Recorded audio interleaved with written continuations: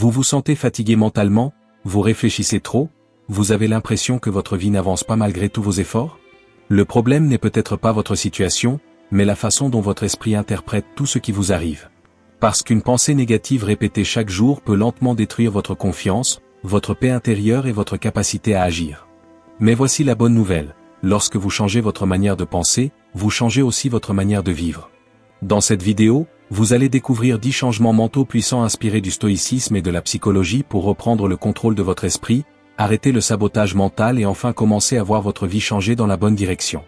Alors abonnez-vous maintenant, et entraînons ensemble un esprit plus fort, plus calme et plus libre. Ton esprit a le pouvoir de transformer n'importe quelle situation, mais personne ne t'a appris à l'utiliser correctement. La plupart d'entre nous vivons en laissant notre esprit décider à notre place.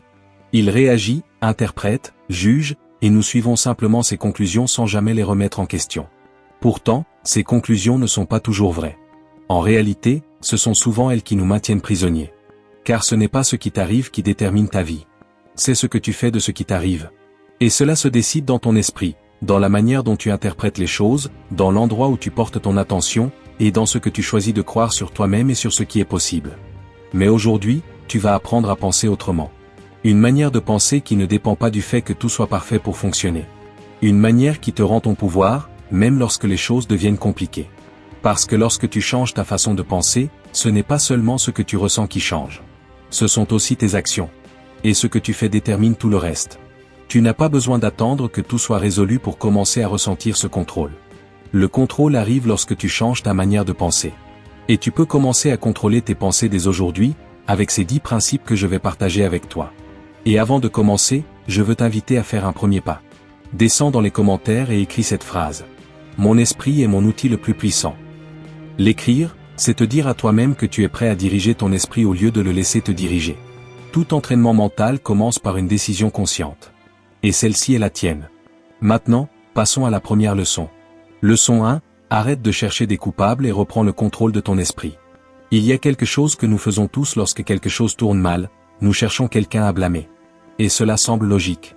Accuser l'extérieur nous soulage temporairement, parce que cela nous enlève une part de responsabilité. Si la faute vient de l'extérieur, alors il n'y a rien que nous puissions faire. Mais cette même logique qui nous soulage est aussi celle qui nous emprisonne. Parce que tant que ton état mental dépend de ce qui se passe à l'extérieur, tu abandonnes ton pouvoir. Ce qui se produit à l'extérieur ne fait qu'activer une interprétation à l'intérieur de toi. Et cette interprétation, c'est toi qui l'as construite. Pas consciemment, peut-être, mais tu l'as construite au fil des années, avec des répétitions, des expériences mal digérées et des conclusions précipitées que tu n'as jamais remises en question. Reprendre le contrôle de ton esprit ne signifie pas nier ce qui se passe dehors.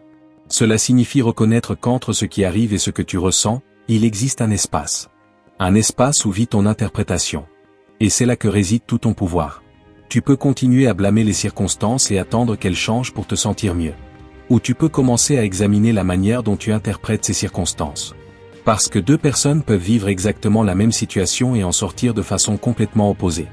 Non pas parce que la situation est différente, mais parce que leur manière de penser et d'interpréter cette situation l'est. Assumer la responsabilité de ton esprit n'est pas facile. Cela implique d'arrêter de te voir comme une victime et de commencer à te voir comme un architecte. Et c'est là que commence la véritable liberté. Quand tu cesses d'attendre que le monde s'adapte à toi, et que tu commences à construire un esprit capable de te soutenir dans n'importe quel contexte. Tout commence à aller mieux lorsque tu arrêtes de donner ton pouvoir à l'extérieur. Quand tu comprends que ta paix, ta clarté et ta force ne viennent pas du fait que tout soit en ordre. Elles viennent du fait que toi, tu le es. Et avant de continuer, si ces paroles t'apportent de la valeur, je t'encourage à t'abonner à la chaîne et à laisser un j'aime. Leçon 2, ton esprit te ment lorsqu'il te dit que tu n'es pas capable. Pourquoi ton esprit te sabote-t-il juste avant une étape importante? Pourquoi cette voix apparaît-elle pour te dire que tu n'es pas prêt? Que c'est trop difficile? Qu'il vaut mieux attendre encore un peu? Ce n'est pas parce que c'est vrai. C'est parce que ton esprit est programmé pour te protéger du risque. Et dans sa logique primitive, tout changement représente un risque. Cette voix n'est pas ton intuition. C'est la peur déguisée en prudence. C'est la partie de toi qui préfère le confort du connu à la possibilité de l'inconnu. Et le plus dangereux, c'est qu'elle parle avec ta propre voix, avec tes propres mots, avec des arguments qui semblent raisonnables. C'est pour cela que tu la crois. Mais arrête-toi un instant. Combien de fois cette voix t'a-t-elle dit que tu n'y arriverais pas, avant que tu finisses par réussir? Combien de fois la peur t'a-t-elle convaincu qu'une chose était impossible, jusqu'à ce que les circonstances t'obligent à agir, et que tu découvres que tu en étais capable. Ton esprit ne prédit pas l'avenir. Il répète simplement le passé. Quand il te dit que tu ne peux pas, ce qu'il dit réellement, c'est « tu ne l'as jamais fait auparavant ». Il n'a pas encore de carte connue. Il devrait fournir plus d'efforts pour trouver une solution. Et ton cerveau, aussi efficace soit-il, préfère économiser cette énergie en t'inventant des limites. La vérité, c'est que tu ne sais pas de quoi tu es capable tant que tu n'essaies pas. Et même après la première tentative, tu ne le sais toujours pas. Parce que cette première tentative te montre seulement d'où tu pars, pas jusqu'où tu peux aller. Chaque fois que tu agis malgré la peur, tu réécris cette programmation. Tu apprends à ton esprit que le risque ne mène pas toujours au désastre. Il existe une énorme différence entre reconnaître une limite réelle et croire à une limite inventée. Une limite réelle est objective. Tu ne peux pas voler sans aide. Tu ne peux pas être à deux endroits à la fois. Mais la plupart des limites que tu t'imposes ne sont pas réelles. Elles sont émotionnelles. Ce sont des peurs transformées en certitudes. Ton esprit te ment parce qu'il croit te protéger. Mais la sécurité qu'il t'offre est une illusion. C'est la sécurité de rester exactement là où tu es. De ne pas grandir. De ne jamais découvrir de quoi tu es réellement capable. Et cela, ce n'est pas de la protection. C'est une prison. Tout commence à aller mieux lorsque tu arrêtes de croire automatiquement cette voix. Lorsque tu apprends à l'écouter, à la reconnaître, puis à te demander. Ce qu'elle dit est-il un fait, ou simplement une opinion basée sur la peur? Parce qu'une fois que tu distingues les deux, tu récupères le pouvoir de choisir. Leçon 3, vois les problèmes comme des informations, pas comme des punitions. Il existe une manière de regarder les problèmes qui les transforme en ennemis. Et il existe une autre manière de les voir qui les transforme en enseignants. La différence ne se trouve pas dans le problème. Elle se trouve en toi. Quand quelque chose tourne mal, ton esprit a deux choix. Il peut interpréter cela comme une preuve que rien ne fonctionne, que tu n'es pas assez bon, que la vie est injuste. Ou il peut l'interpréter comme une information. Comme des données qui révèlent ce qui doit être ajusté. La première perspective te paralyse. Elle te fait croire que chaque erreur confirme ton incapacité. Elle t'amène à la résignation, à penser que rien ne vaut la peine parce que tout finit mal. C'est une manière de penser qui s'alimente elle-même. Chaque problème renforce l'idée que les problèmes sont ton destin. La deuxième perspective, elle, te met en mouvement. Elle te pousse à demander « Qu'est-ce que je peux apprendre de cela ? Quelle partie de ma stratégie doit changer ? Qu'est-ce que je ne vois pas encore ?» Elle ne supprime pas la douleur de l'échec, mais elle lui donne une direction. Elle lui donne un sens. Voir les problèmes comme des informations, c'est comprendre que la vie n'est pas contre toi. Elle est simplement ce qu'elle est. Et dans cette neutralité, chaque difficulté devient un signal. Une indication de l'endroit où tu dois grandir, de la compétence que tu dois développer, de la croyance que tu dois abandonner. Tout n'est pas une punition cosmique. Tout n'est pas un signe que tu fais quelque chose de mal. Parfois, ce n'est que de la friction. La friction naturelle qui apparaît lorsque tu essaies quelque chose de nouveau, lorsque tu sors du connu, lorsque tu oses construire quelque chose de différent. Quand tu choisis de voir les problèmes comme des informations, tu cesses de les craindre. Non pas parce qu'ils disparaissent, mais parce que tu comprends leur fonction. Ils ne sont plus des ennemis. Ils deviennent des indicateurs. Et un indicateur n'est pas quelque chose contre lequel on se bat. C'est quelque chose qu'on lit, qu'on interprète et qu'on utilise pour ajuster sa direction. Tout commence à aller mieux lorsque tu arrêtes de te demander « Pourquoi cela m'arrive-t-il ?» et que tu commences à te demander « Qu'est-ce que cela est en train de m'enseigner ?» Parce qu'avec cette question, tout change. Tu cesses d'être une victime et tu deviens un étudiant. Et un étudiant avance toujours. Leçon 4. Concentre ton attention sur ce que tu peux changer, pas sur ce qui te manque. Ton énergie mentale est limitée. Tu ne peux pas penser à tout en même temps. Tu ne peux pas résoudre tous les problèmes d'un seul coup. Et pourtant, très souvent, tu dépenses cette énergie précieuse à te focaliser sur ce que tu n'as pas, sur ce qui s'est mal passé, sur ce qui échappe à ton contrôle. Se concentrer sur le manque, c'est comme essayer de remplir un seau sans fond. Ce n'est jamais suffisant. Il manque toujours quelque chose. Et plus tu regardes ce qui n'est pas là, moins tu vois ce qui est déjà là. Pourtant, c'est précisément dans ce qui est déjà là que réside ta capacité d'action. Chaque moment que tu passes à te plaindre de ce que tu ne peux pas contrôler est un moment que tu n'utilises pas pour transformer ce que tu peux réellement changer. Cela ne signifie pas que tu dois ignorer la réalité. Cela signifie que tu dois orienter ton attention de manière stratégique. Reconnais ce qui est. Oui. Mais ensuite, demande-toi, que puis-je faire avec cela ? Ce n'est pas de l'optimisme aveugle. C'est du pragmatisme pur. Si tu as un problème et que tu peux agir dessus, alors agis. Et si tu ne peux rien faire, alors ta seule option est de modifier ta relation avec ce problème. Mais dans les deux cas, ton pouvoir se trouve dans l'action possible, pas dans la plainte permanente. Quand tu concentres ton attention sur ce que tu peux changer, quelque chose se transforme à l'intérieur de toi. Tu cesses de te sentir impuissant. Parce qu'il y a toujours quelque chose. Toujours une décision que tu peux prendre, une habitude que tu peux ajuster, une perspective que tu peux modifier. Ce n'est peut-être pas la solution complète, mais c'est un pas. Et un pas te sort de la paralysie. La différence entre les personnes qui avancent et celles qui restent bloquées ne réside pas dans leurs circonstances. Elle réside dans l'endroit où elles placent leur attention. Celles qui stagnent regardent constamment ce qui leur manque, ce qu'elles ont perdu, ce que les autres possèdent. Celles qui avancent regardent ce qu'elles ont à disposition, et elles l'utilisent. Tu n'as pas besoin que tout soit parfaitement réglé pour commencer à avancer. Tu n'as pas besoin de conditions parfaites pour prendre une décision. Tu as seulement besoin de clarté sur la prochaine étape possible. Et cette clarté n'apparaît que lorsque tu arrêtes de te disperser avec tout le reste. Ton attention est ta ressource la plus précieuse. Plus précieuse que ton temps. Plus précieuse que ton argent. Plus précieuse que n'importe quoi d'autre. Parce que ton attention détermine quelles pensées tu nourris, quelles émotions tu cultives et quelles actions tu priorises. Et là où va ton attention, va ton énergie. Et là où va ton énergie, vont tes résultats. Tout commence à aller mieux lorsque tu cesses de gaspiller ton attention dans des batailles que tu ne peux pas gagner.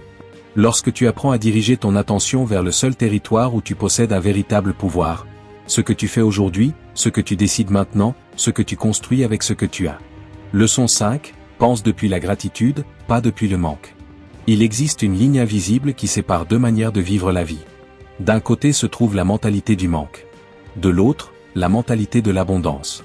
Et cette ligne se trace à travers une décision simple, mais profonde. Depuis quel regard choisis-tu de voir le monde ? Penser depuis le manque, c'est vivre dans un état permanent d'alerte. C'est se réveiller en se demandant ce qui te manque encore. C'est mesurer ta journée à partir de ce que tu n'as pas réussi à accomplir. C'est comparer ta vie à celle des autres et avoir l'impression d'être constamment en retard. Cette manière de penser ne te vole pas seulement ta paix intérieure. Elle t'aveugle aussi face à ce que tu possèdes déjà. Elle rend invisible tout ce qui est pourtant disponible autour de toi. Penser depuis la gratitude est radicalement différent. Il ne s'agit pas de nier les problèmes, ni de prétendre que tout va bien lorsque ce n'est pas le cas. Il s'agit de reconnaître d'abord ce qui fonctionne avant de t'obséder sur ce qui ne fonctionne pas. De voir ce que tu as avant de te concentrer sur ce qui manque. Et ce simple changement dans l'ordre de tes pensées transforme tout. Parce que ton esprit ne peut pas maintenir deux états émotionnels opposés en même temps. Tu ne peux pas être sincèrement reconnaissant et désespéré simultanément. Tu ne peux pas reconnaître le bien qui existe déjà dans ta vie et ressentir en même temps que tout est perdu. La gratitude n'élimine pas les difficultés. Mais elle change le contexte émotionnel depuis lequel tu les affrontes. Et ce contexte est plus important que tu ne l'imagines. Lorsque tu penses depuis le manque, chaque problème ressemble à une menace existentielle. Chaque erreur devient une preuve de ton insuffisance. Chaque difficulté semble confirmer que la vie est injuste. Mais lorsque tu penses depuis la gratitude, les problèmes restent des problèmes, sauf qu'ils ne te définissent plus. Parce que tu sais que, même au milieu des difficultés, certaines choses continuent de fonctionner. Cette mentalité s'étend à tous les domaines de ta vie. Elle influence ta manière de te connecter aux autres. Si tu penses depuis le manque, tu verras de la compétition là où il pourrait y avoir de la collaboration. Tu verras des menaces là où pourraient exister des alliés. Mais si tu penses depuis l'abondance, tu deviens généreux. Pas seulement avec tes ressources, mais aussi avec ton attention, ta reconnaissance et ton soutien. Parce que celui qui sait qu'il possède assez n'a pas peur de partager. Cela influence également tes décisions. Le manque te pousse à choisir depuis la peur. Il te pousse à t'accrocher, à accumuler, à protéger le peu que tu crois avoir. Il te paralyse face aux opportunités qui impliquent un risque. Mais la gratitude t'apporte de la clarté. Elle te permet de laisser partir ce qui ne te sert plus, parce que tu fais confiance à ta capacité de reconstruire davantage. Elle te donne le courage d'essayer de nouvelles choses, parce que tu n'agis plus depuis le désespoir. Et voici ce qu'il y a de plus puissant. La gratitude entraîne ton cerveau à trouver davantage de raisons d'être reconnaissant. C'est un muscle qui se renforce avec la pratique. Chaque fois que tu reconnais quelque chose de bon, ton esprit devient plus habile pour détecter le positif. Non pas parce que la réalité change magiquement, mais parce que tu changes la manière dont tu la filtres. Tout commence à aller mieux lorsque tu comprends que l'abondance n'est pas une condition extérieure que tu dois posséder. C'est une perspective intérieure que tu peux choisir. Tu peux avoir très peu et penser depuis l'abondance. Tu peux avoir beaucoup et penser depuis le manque. La différence ne se trouve pas dans ce que tu possèdes. Elle se trouve dans la manière dont tu le regardes. Leçon 6. Accepte que tout ne dépend pas de toi, mais que ta réponse, elle, dépend toujours de toi. Voici un paradoxe que beaucoup de personnes n'arrivent pas à résoudre. D'un côté, tu dois accepter que tu ne contrôles pas tout. Que la vie suit son propre cours. Qu'il existe des forces plus grandes que tes plans. Mais d'un autre côté, tu dois reconnaître que tu possèdes toujours un certain pouvoir. Que tu n'es jamais totalement impuissant. Qu'il y a toujours quelque chose qui dépend de toi.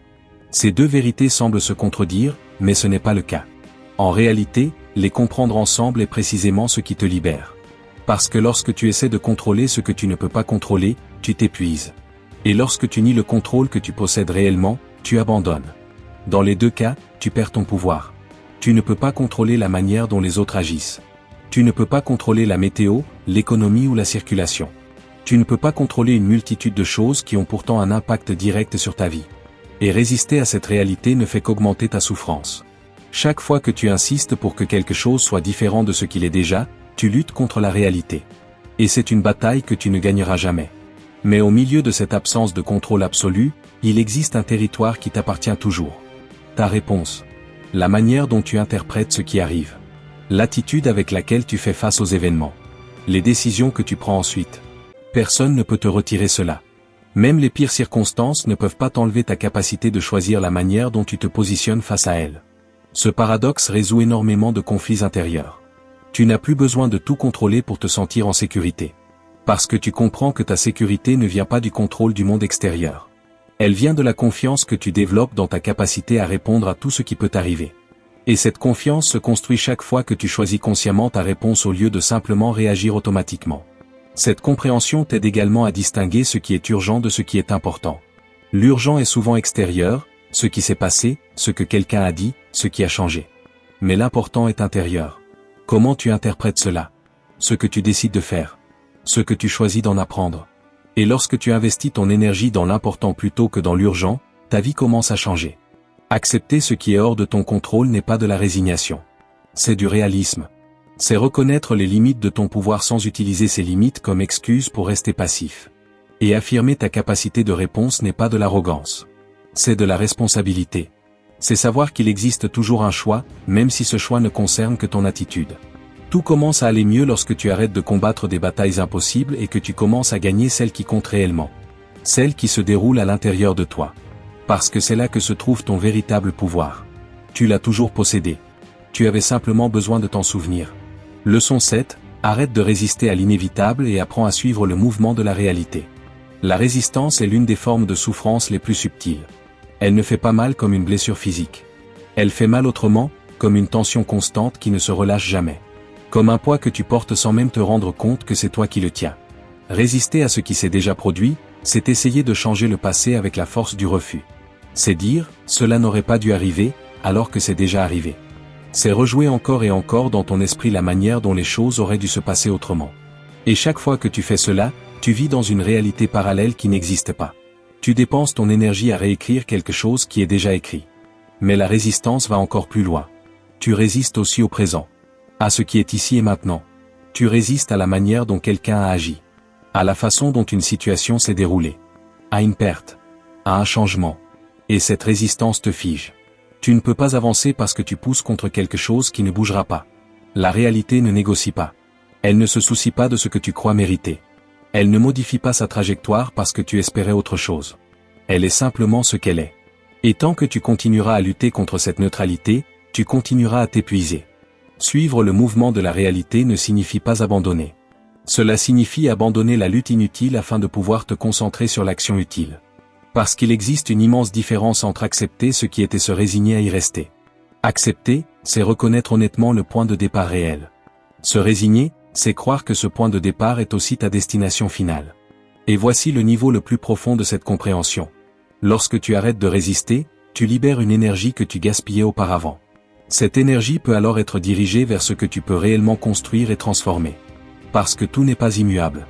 Beaucoup de choses peuvent changer, mais seulement si tu arrêtes d'utiliser ta force contre ce qui ne peut pas être changé.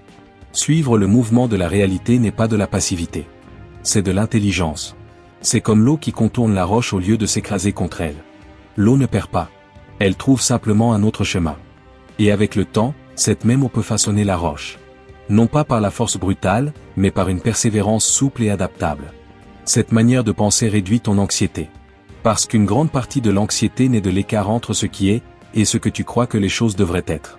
Plus cet écart est grand, plus tu souffres. Mais lorsque tu réduis cet écart en acceptant la réalité telle qu'elle est, le désir de changement ne disparaît pas. Ce qui disparaît, c'est la souffrance inutile qui t'empêchait d'agir avec clarté. Cette mentalité t'apporte aussi de la flexibilité. Les personnes rigides se brisent face à l'imprévu. Les personnes capables de s'adapter continuent d'avancer. Non pas parce qu'elles sont faibles, mais parce qu'elles sont suffisamment fortes pour changer de forme sans perdre leur essence. Tout commence à aller mieux lorsque tu cesses d'exiger que la vie se comporte selon tes attentes. Lorsque tu comprends que ton rôle n'est pas de contrôler le courant, mais d'apprendre à naviguer à travers lui. Leçon 8, transforme l'échec en apprentissage avant qu'il ne devienne ton identité.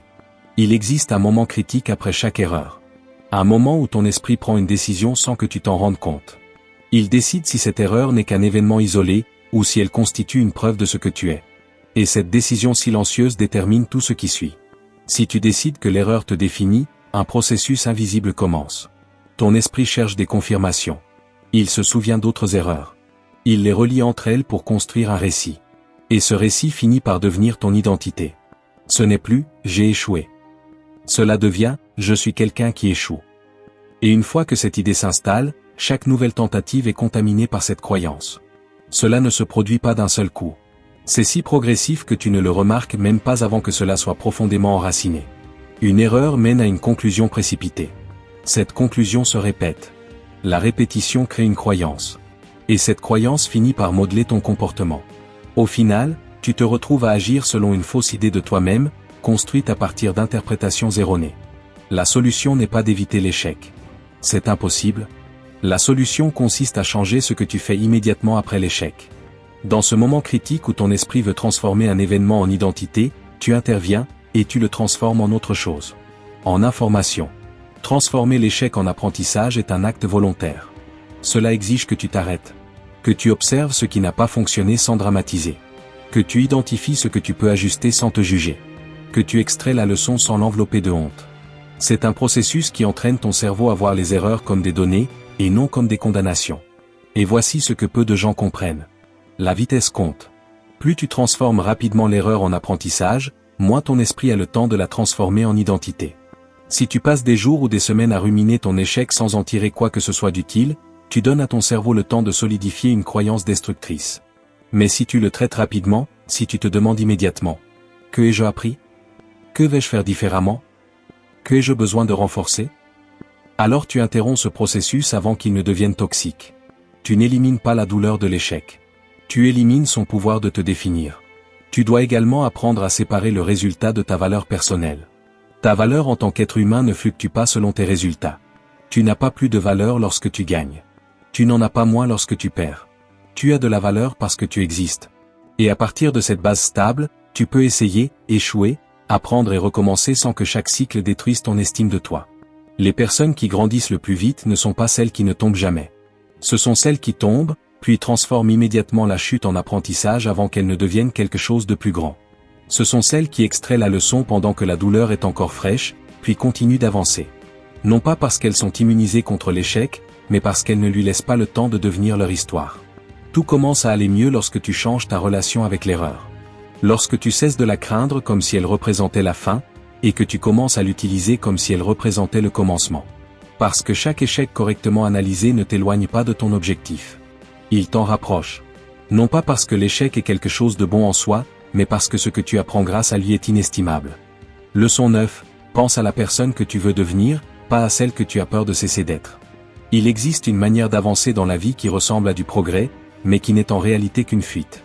On dirait que tu construis quelque chose, alors qu'en réalité tu es simplement en train d'échapper à quelque chose.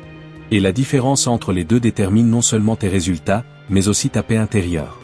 Beaucoup de décisions que tu crois motivées par l'ambition sont en réalité motivées par la peur. La peur de ne pas être suffisant. La peur de décevoir. La peur de perdre quelque chose que tu crois être ton identité. Et cette peur te pousse à agir, oui, mais depuis un état de manque. Depuis l'idée que si tu arrêtes de faire certaines choses, tu cesseras d'avoir de la valeur. Cette énergie est épuisante, parce qu'elle ne s'arrête jamais.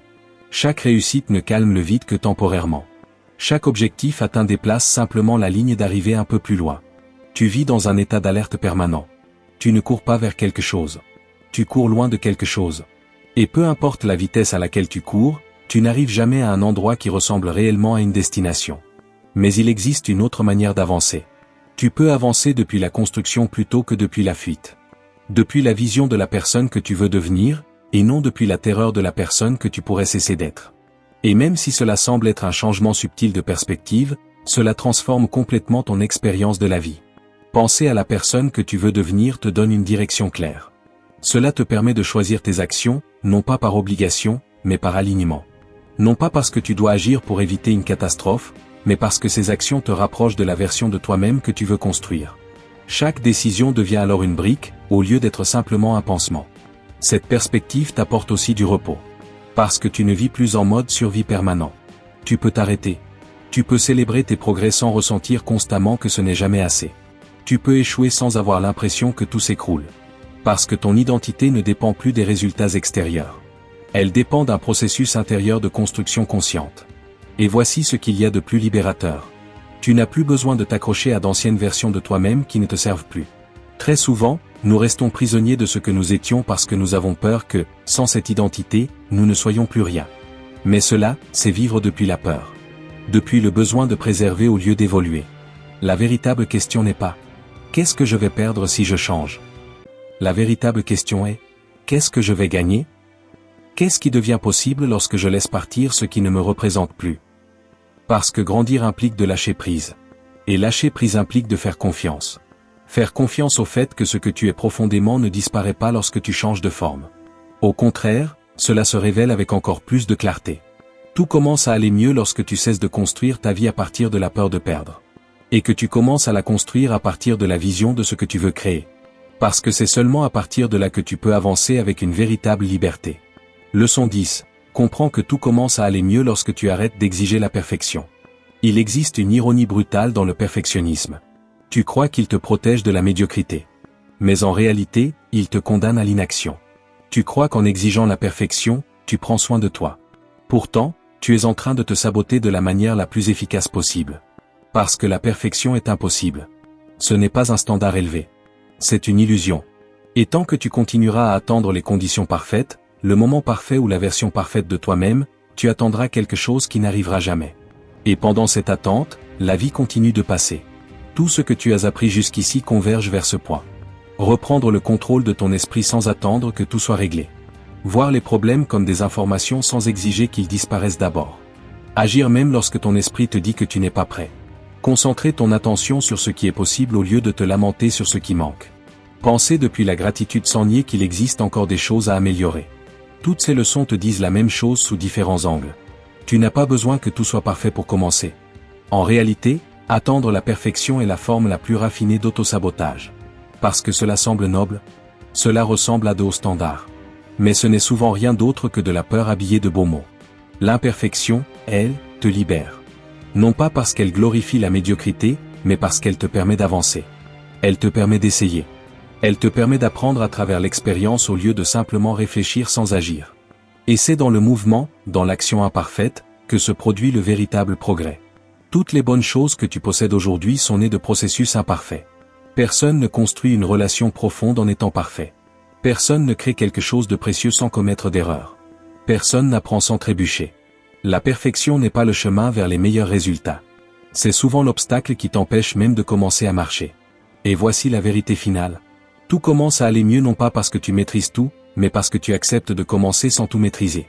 Parce que tu avances avec ce que tu as au lieu d'attendre d'avoir davantage. Parce que tu fais de ton mieux aujourd'hui en sachant que demain, tu pourras faire mieux. Parce que tu comprends que la vie ne récompense pas la perfection. Elle récompense la persévérance. Relâche l'exigence de perfection. Pas tes standards. Pas ta discipline. Seulement cette exigence selon laquelle tout doit être impeccable pour avoir de la valeur. Parce que cette exigence te coûte plus cher que tu ne l'imagines. Elle te coûte du temps, des opportunités, de la croissance, de la vie. Tu es arrivé jusqu'ici. Et si tu l'as fait, c'est parce qu'une partie de ces mots a résonné en toi. Parce que tu as reconnu que la manière dont tu penses détermine la manière dont tu vis. Et que changer l'une transforme l'autre. Tu n'as pas besoin d'une transformation radicale du jour au lendemain. Tu as besoin de petits ajustements quotidiens dans la manière dont tu interprètes ce qui t'arrive. Dans l'endroit où tu places ton attention. Dans ce que tu choisis de croire à propos de toi-même.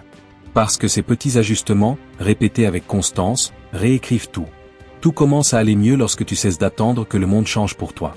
Lorsque tu comprends que le changement commence dans la manière dont tu te parles, dans la manière dont tu réponds aux événements, dans la manière dont tu choisis de penser. C'est là que se trouve ton véritable pouvoir. Et il a toujours été là, attendant simplement que tu l'utilises. Et avant de nous quitter, si ces réflexions t'apportent de la clarté, je t'invite à t'abonner à la chaîne et à laisser un j'aime. Ici, nous partageons des outils pour construire un esprit plus solide, plus serein et plus libre. Et si c'est ce dont tu as besoin, alors cet espace est aussi le tien. Merci d'être ici. Merci de choisir de grandir, même un peu, chaque jour. Nous nous retrouverons dans la prochaine vidéo. D'ici là, continue de cultiver ton caractère stoïcien.